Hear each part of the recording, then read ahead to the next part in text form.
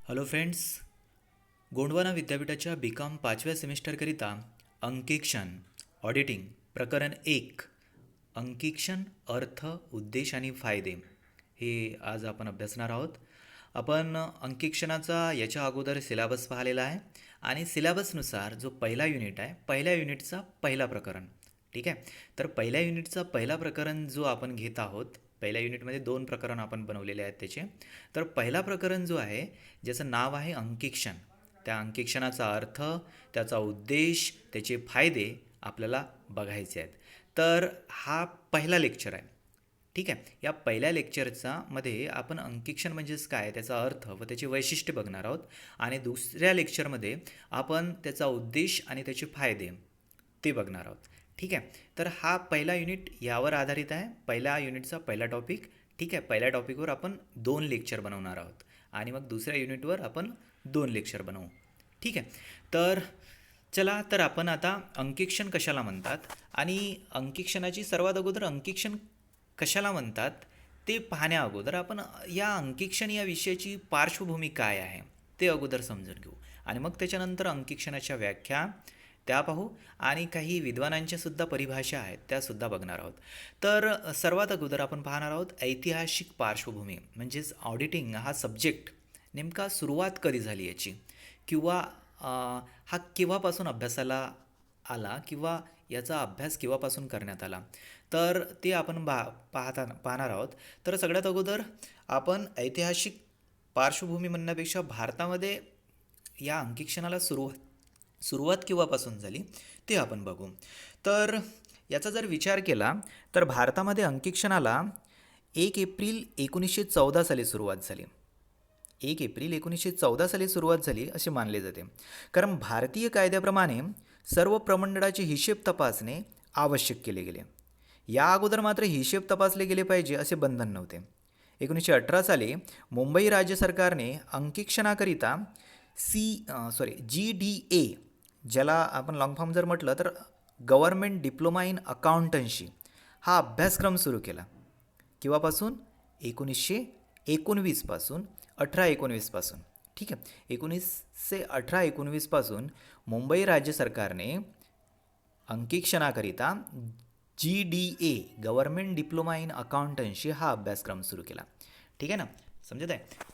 सर्वात अगोदर सुरुवात कधी झाली जर असं विचारलं तर सुरुवात झाली 1 एप्रिल 1914ला आणि 1918-19ला मुंबई राज्य सरकारने अंकेक्षकाकरिता GDA, आता पण तो कोर्स चालू आहे ज्याच्यामध्ये कॉर्पोरेशन कोऑपरेशन हा त्याच्यामध्ये इन्क्लूड झालेला आहे.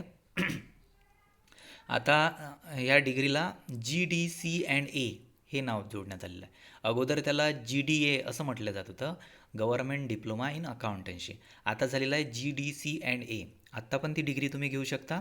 फक्त याला हे आहे की तुम्ही ग्रॅज्युएशन झाले पाहिजेत. जर तुमचं ग्रॅज्युएशन झालेलं आहे तर तुम्ही GDC&A ते करू शकता आणि त्याच्यामुळे तुम्ही अंकेक्षक म्हणून तुम्ही कोणत्याही कोऑपरेटिव्ह संस्थेचे अंकेक्षण करू शकता. ठीक आहे. आणि मोठ्या जर वित्तीय संस्थेचे किंवा मोठ्या कंपनीचे जर तुम्हाला अंकेक्षण जर करायचं असेल तर त्यासाठी सुद्धा एक वेगळा डिप्लोमा आहे.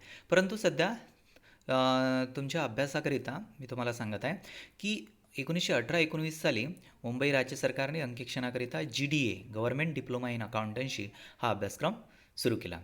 त्याच्यानंतर 1932 साली केंद्रीय सरकारने अंकेक्षण प्रमाणपत्राचे कायदे तयार केले व त्यानुसार रजिस्टर्ड अकाउंटन्सीची पदवी देण्याची व्यवस्था केली व त्याबरोबरच भारतीय पुस्तपालन मंडळ इंडियन अकाउंटन्सी बोर्डची स्थापना केली. ठीक आहे, केव्हा केली? 1932ला. 1932 साली केंद्रीय सरकारने अंकेक्षण प्रमाणपत्राचे कायदे तयार केले व त्यानुसार रजिस्टर्ड अकाउंटन्सीची पदवी देण्याची व्यवस्था केली. त्याचबरोबर भारतीय पुस्तपालन मंडळ इंडियन अकाउंटन्सी बोर्डची स्थापना करून अंकेक्षकाच्या परीक्षा, त्याची नियुक्ती याविषयी सल्ला देण्याची जबाबदारी या मंडळावर सोपवली. कोणत्या मंडळावर सोपवली? Indian accountancy board.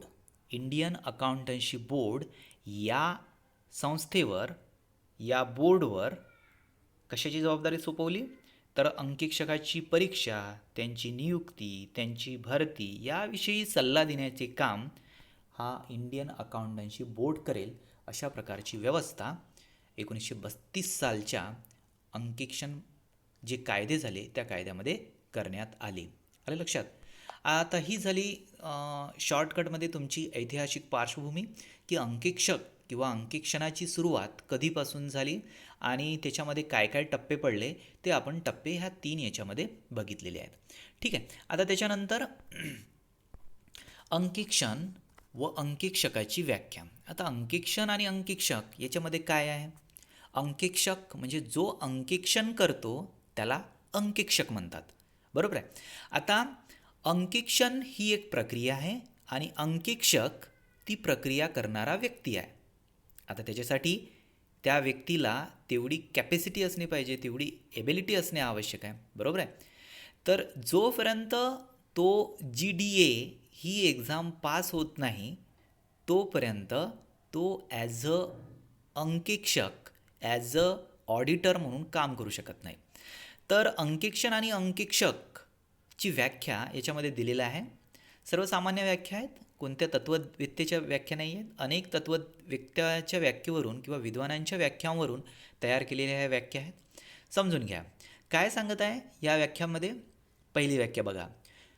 पहिल्या व्याख्येमध्ये सांगितलेलं आहे, दुसऱ्यांनी लिहिलेले हिशेब तपासून घेऊन ते बरोबर आहे किंवा नाही अशी प्रमाणपत्र देणाऱ्या व्यक्तीला अंकेक्षक असे म्हणतात.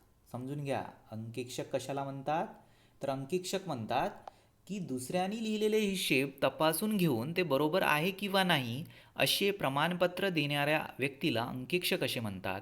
तर हिशेब तपासण्याच्या कार्याला अंकेक्षण असे म्हणतात. लक्षात?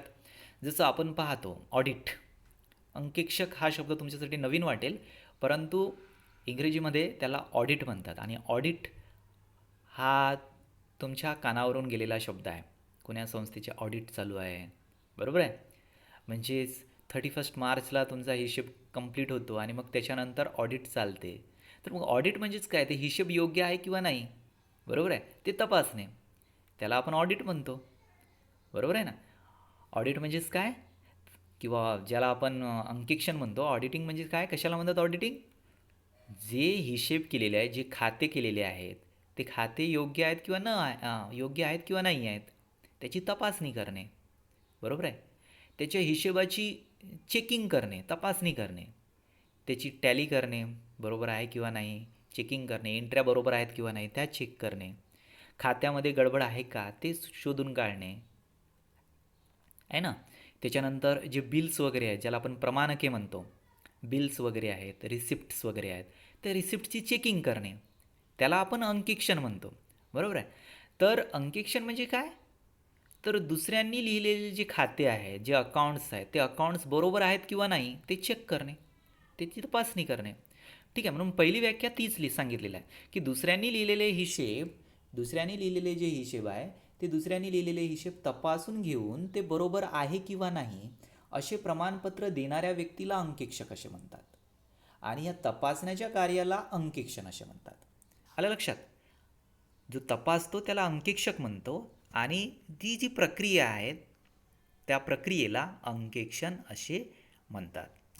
आता दुसरी व्याख्या पहा. दुसऱ्या व्याख्येमध्ये काय सांगितलेलं आहे? दुसऱ्या व्याख्येमध्ये सांगितलेलं आहे की वर्षभरामधील सर्व व्यवहारांचे हिशेब तिसऱ्याच व्यक्तीला दाखवून ते त्याच्याकडून तपासून घेण्याच्या कृत्याला अंकेक्षण व त्या व्यक्तीला अंकेक्षक असे म्हणतात. त्याचाच अर्थ तोच होतो. वर्षभरामधील जे काही व्यवहार आहेत, जो काही हिशेब आहे, तो हिशेब योग्य व्यक्तीने तपासणे, तो बरोबर आहे किंवा नाही, तो हिशेबामध्ये काही गडबड आहे का, काही चुका आहेत का, त्या चुका शोधून काढणे किंवा ते गडबड असेल तर ते शोधून काढणे. हा शोधून काढणारा जो व्यक्ती असतो, तो तपासणारा जो व्यक्ती असतो त्याला आपण ऑडिटर म्हणतो, अंकेक्षक म्हणतो. आणि जो काही प्रक्रिया करतो, तपासण्याची जी काही प्रक्रिया करतो त्या प्रक्रियेला अंकेक्षण म्हणतो. बरोबर आहे. ऑडिटिंग म्हणतो. ठीक आहे. तर दुसऱ्या व्याख्येमध्ये सुद्धा तेच आहे. तिसरी व्याख्यासुद्धा पहा, ज्या व्यक्तीला शास्त्रोक्त पद्धतीने हिशेब लिहिण्याची कला अवगत आहे, तसेच इतर व्यक्तींनी लिहिलेले जमा खर्च हिशेब तपासून ते बरोबर अगर चूक, इथे चूक झालेला आहे, इथे चूक पाहिजे, बरोबर किंवा चूक हे अधिकृतपणे सांगण्याचा अधिकार आहे, अशा व्यक्तीला अंकेक्षक अथवा हिशेब तपासनीस असे म्हणतात. बरोबर आहे. आता जर मी अंकेक्षक आहे, मी जर ऑडिटर आहे आणि जर मला अकाउंटन्सीचं काहीच कळत नसेल, तर मी अंकेक्षण होऊ शकणार नाही, अंकेक्षक होऊ शकणार नाही ना, अंकेक्षण प्रक्रिया कंप्लीट करू शकणार नाही. त्याच्यामुळे शास्त्रोक्त नॉलेज मलासुद्धा पाहिजे, मला खाते तयार करता आले पाहिजेत, मला त्याचे रूल्स माहीत पाहिजेत. बरोबर आहे. काय रूल्स आहेत अंकेक्षणाचे आहे ना. तर त्याच्यामुळे ज्या व्यक्तीला शास्त्रोक्त पद्धतीने हिशेब लिहिण्याची कला अवगत आहे, तसेच इतर व्यक्तीने लिहिलेले जमा खर्च व हिशेब तपासणे आणि ते बरोबर आहे किंवा नाही ते तपासणे, ही क्रिया मला जर करता येत असेल आणि जर मी ते करत असेल आणि मला त्याची परवानगी असेल, म्हणजेच माझ्याकडे तो डिप्लोमा किंवा डिग्री असेल आणि मी जर ते कार्य करण्यासाठी लायबल असेल, तर मी एक अंकेक्षक आहे. बरोबर आहे. तर त्याच्यामुळे ती व्याख्यासुद्धा ती म्हटलेलं आहे. काय म्हटलेलं आहे व्याख्यामध्ये? जर ज्या व्यक्तीला शास्त्रोक्त पद्धतीने हिशेब लिहिण्याची कला अवगत आहे, तसेच इतर व्यक्तींनी लिहिलेले जमा खर्च व हिशेब तपासून ते बरोबर आहे किंवा चूक आहे हे अधिकृतपणे सांगण्याचा अधिकार आहे, अशा व्यक्तीला अंकेक्षक अथवा हिशेब तपासनीस असे म्हणतात. आलं लक्षात? तर ह्या व्याख्येवरून तुम्हाला अंकेक्षण आणि अंकेक्षकाची व्याख्या आपण सर्वसाधारणपणे सगळ्या विचारवंतांच्या व्याख्यांचा सार घेऊन ह्या व्याख्या बनवलेल्या आहेत. आता काही विचारवंतांच्या, काही विद्वानांच्या परिभाषेसुद्धा बघून घेऊ. त्यांनी काय सांगितलेलं आहे? तर विद्वानांच्या परिभाषा पहा. आता विद्वानांच्या परिभाषेमध्ये काय काय आहे? तर पहिले जे विद्वान आहेत, ज्यांनी अंकेक्षणाचे खूप सारे प्रिन्सिपल्स तयार केलेले आहेत किंवा मांडलेले आहेत आपल्या पुस्तकांमधून, तर पहिले विचारवंत आहेत, पहिले विद्वान आहेत. पहिल्या विद्वानांचं नाव आहे स्पायरस व पेगलर. पहिली व्याख्या आपण पाहणार आहोत. स्पायरस व पेगलर यांच्या मते काय म्हणतात ते बघा. अंकेक्षण म्हणजे व्यवसायाची खरी आर्थिक स्थिती प्रदर्शित होईल अशा पद्धतीने ताळेबंद तयार करण्यात आला आहे किंवा नाही, आणि नफा तोटा लेख्यावरून संबंधित काळातील वास्तविक नफा तोट्याची कल्पना येते किंवा नाही हे समजून घेण्यासाठी त्या व्यवसायातील लेखापुस्तके, प्रमाणके यांचे स्पष्टीकरणाच्या आधारे केलेले परीक्षण म्हणजेच काय होय? अंकेक्षण होय. आता यांनी सविस्तर लिहिलेलं आहे, विस्तृत पद्धतीने लिहिलेलं आहे. त्यांनी सांगितलेलं आहे, काय सांगितलेलं आहे? केअरफुली त्या समजून घ्या ती व्याख्या. अंकेक्षण म्हणजेच काय? व्यवसायाची खरी आर्थिक स्थिती दर्शविणारे, प्रदर्शित होईल असे ताळेबंद आहे किंवा नाही. बरोबर आहे. ताळेबंद म्हणजे आपण बॅलन्स शीट म्हणतो, इंग्लिशमध्ये त्याला बॅलन्स शीट म्हणतो. तर ते ताळेबंद किंवा ते बॅलन्स शीट म्हणजे व्यवसायाची बॅलन्स शीट जी आहे ती व्यवसायाची खरी स्थिती दर्शविते किंवा नाही ते तपासणे. दुसरी गोष्ट त्याने सांगितलेली आहे की नफा तोटा खाते आहे, ज्याला आपण प्रॉफिट अँड लॉस अकाउंट म्हणतो, ते नफा तोटा लेख्यावरून संबंधित काळातील वास्तविक नफा तोट्याची कल्पना येते किंवा नाही. ठीक आहे.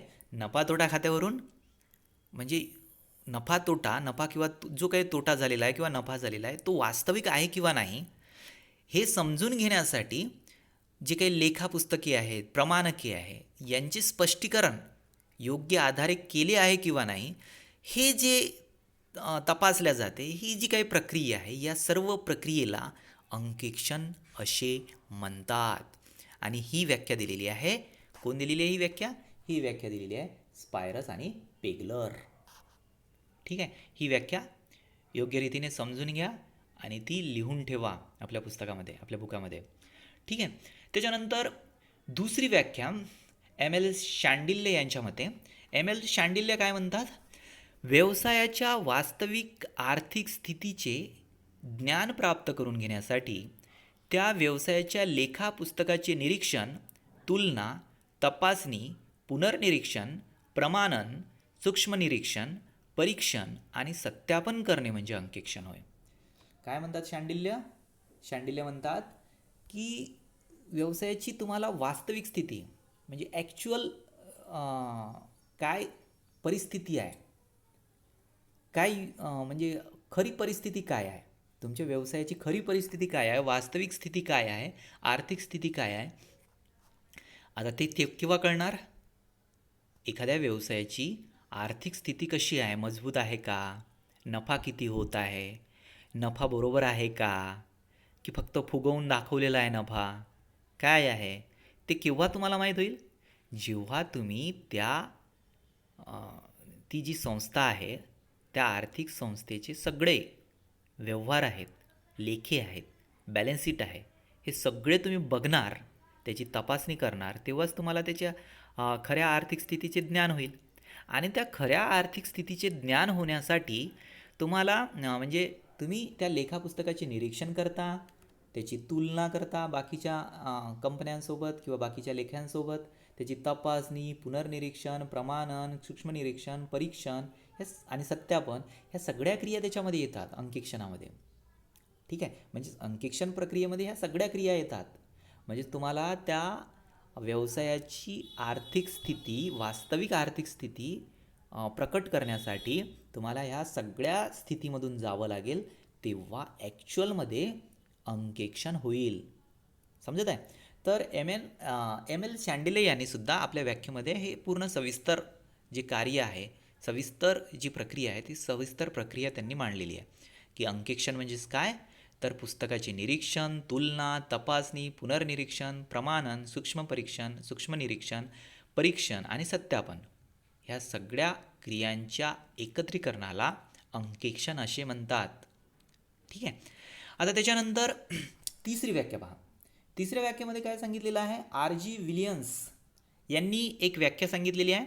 आर जी विलियम्स काय म्हणतात? ताळेबंद योग्य प्रकारे तयार करण्यात आले आहे किंवा नाही आणि ती व्यापाऱ्यांची वास्तविक स्थिती प्रकट करतात किंवा नाही हे ठरविण्याच्या उद्देशाने केलेले व्यापारिक लेखापुस्तकाचे, खात्याचे आणि प्रमाणकाचे परीक्षण म्हणजेच अंकेक्षण होय. आता सांगितलं ताळेबंद, ज्याला इंग्लिशमध्ये आपण बॅलन्स शीट म्हणतो, त्या ताळेबंद योग्य आहे किंवा नाही. ताळेबंदामध्ये सुद्धा अनेक चुका असू शकतात, बरोबर आहे, काही घपलेबाजी असू शकते, काही भ्रष्टाचार असू शकतो. तर ते शोधून काढायचं असेल तर तुम्हाला तपासावं लागेल, सगळे लेखी, सगळ्या एंट्र्या, सगळे व्यवहार ते सगळे चेक करावे लागेल, बरोबर आहे. तर त्याच्यामुळे विलियम्स काय म्हणतात की ताळेबंद योग्य प्रकारे आहे किंवा नाही आणि ते व्यापाराची आर्थिक स्थिती प्रकट करतात किंवा नाही या ठरवण्याच्या उद्देशाने व्यापारिक लेखापुस्तकाचे, खात्याचे आणि प्रमाणके म्हणजे बिल्स वगैरे जे असतात ना, बिल्स, रिसिप्ट्स, पावत्या ज्या असतात त्यांना प्रमाणके म्हणतो. या प्रमाणकांची केलेली तपासणी, केलेले परीक्षण म्हणजेच अंकेक्षण होय. या तीनही व्याख्यांचा जर सार पाहिला तर सार हा सारखाच आहे. आपण जर अशी व्याख्या जर केली तर काय म्हणू शकतो की कोणत्याही व्यवसायाची वास्तविक आर्थिक स्थिती, व्याख्या बघा काय करू शकतो आपण व्याख्या, व्यवसायाची वास्तविक आर्थिक स्थिती प्रगट करण्यासाठी किंवा दर्शविण्याकरिता व्यवसायाची जी खाती आहेत, लेखे आहेत, एंट्र्या आहेत, नोंदी आहेत, ह्या सगळ्या नोंदींची केलेली तपासणी, केलेले परीक्षण, प्रमाणके आहेत, ठीक आहे ना, यांची तपासणी म्हणजेच काय, अंकेक्षण होय. ठीक आहे. तर ह्या झाल्या विद्वानांच्या परिभाषा. आता या परिभाषेवरून काय वैशिष्ट्ये तुम्हाला सांगता येतील? अंकेक्षण म्हणजेच काय, या अंकेक्षणाची काय वैशिष्ट्ये सांगता येतील? तर वैशिष्ट्ये या प्रकारे सांगू शकता. काय वैशिष्ट्य आहेत? तर पहिल्या वैशिष्ट्यामध्ये काय सांगितलेलं आहे?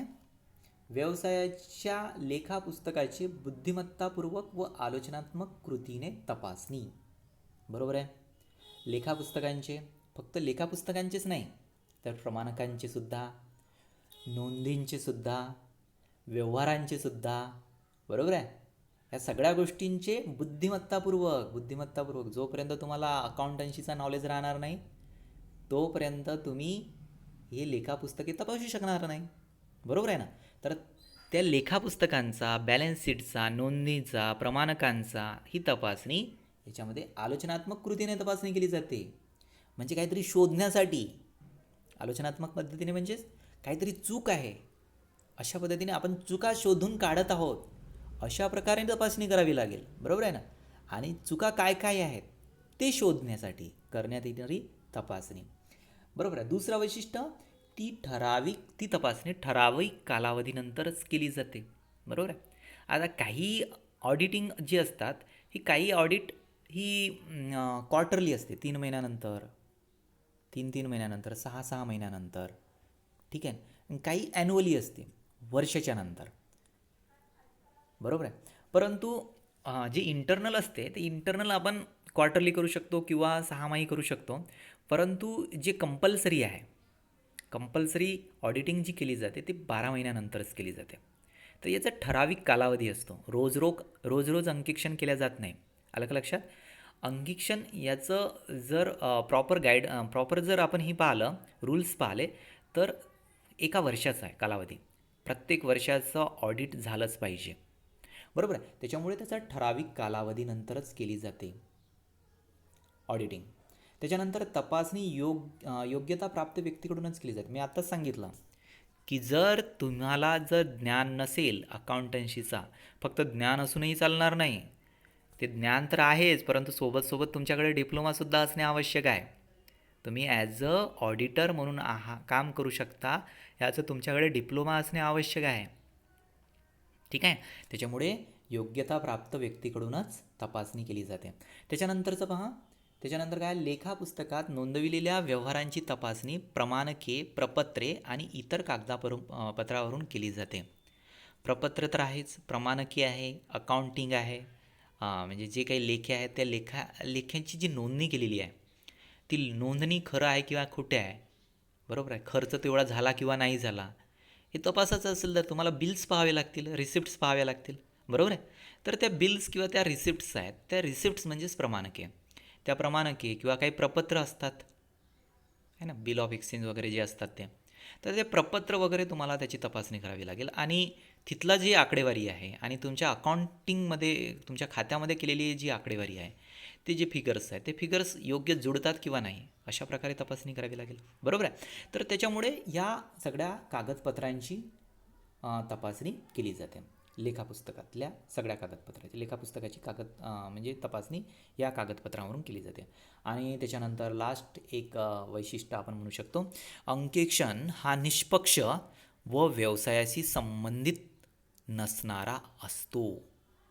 अंकेक्षण नाही पाहिजे, इथं अंकेक्षक पाहिजे. अंकेक्षक हा निष्पक्ष व व्यवसायाशी संबंध नसणारा असतो.